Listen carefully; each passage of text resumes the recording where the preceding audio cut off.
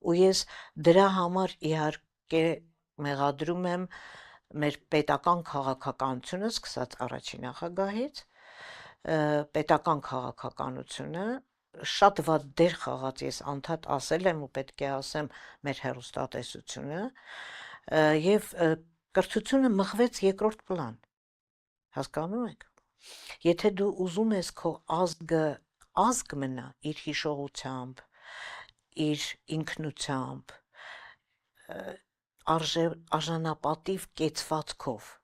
դու առաջի հերթին պետք է մտածես կրթության մասին, մենք արհամարհեցինք կրթությունը,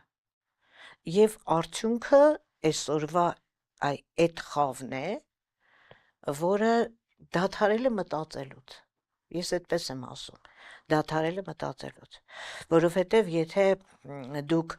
ականջահաճո ելույթները լսելով, որը հայրենիքի կոչ էր,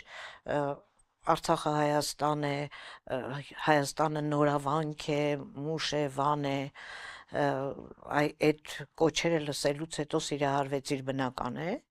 բայց եթե հետո, տարիներ հետո, այդ ամբողջը վերածվում է մի հակառակ պատկերի,